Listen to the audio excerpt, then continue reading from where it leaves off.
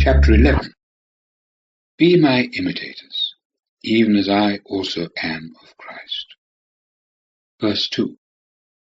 Now I praise you that in all things ye are mindful of me, and that as I have directed you, ye keep the directions.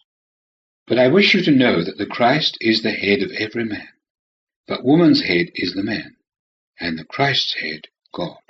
Every man praying or prophesying, having anything on his head, puts his head to shame. But every woman praying or prophesying with her head uncovered puts her own head to shame. For it is one and the same as a shaved woman. For if a woman be not covered, let her hair also be cut off.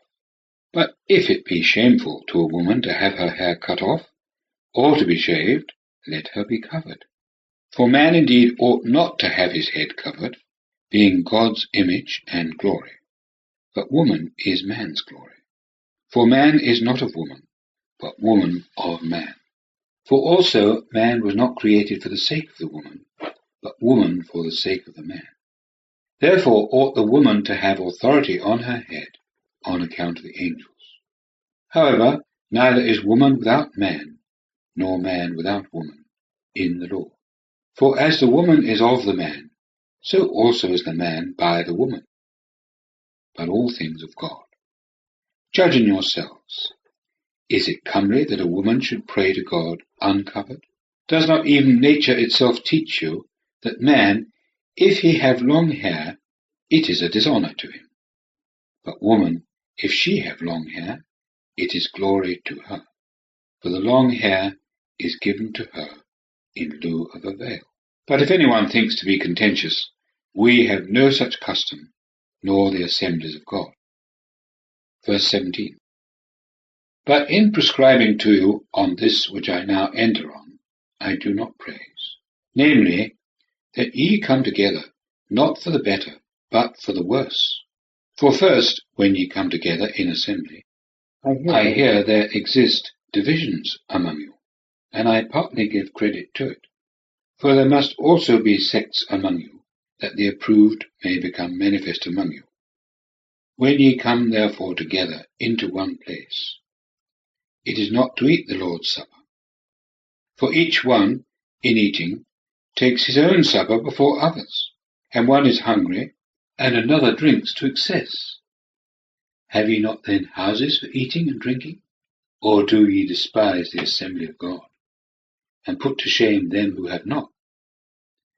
What shall I say to you? Shall I praise you? In this point I do not praise. For I received from the Lord that which I also delivered to you, that the Lord Jesus, in the night in which he was delivered up, took bread, and having given thanks, broke it, and said, This is my body, which is for you. This do in remembrance of me. In like manner also the cup, after having supped, saying, This cup is the new covenant in my blood. This do, as often as ye shall drink it, in remembrance of me. For as often as ye shall eat this bread and drink the cup, ye announce the death of the Lord until he come. So that whosoever shall eat the bread or drink the cup of the Lord unworthily shall be guilty in respect of the body and of the blood of the Lord. But let a man prove himself, and thus eat of the bread and drink of the cup. For the eater and drinker eats and drinks judgment to himself, not distinguishing the body. On this account many among you are weak and infirm, and a good many are fallen asleep. But if we judged ourselves, so were we not judged. But being judged, we are disciplined of the Lord, that we may not be condemned with the world.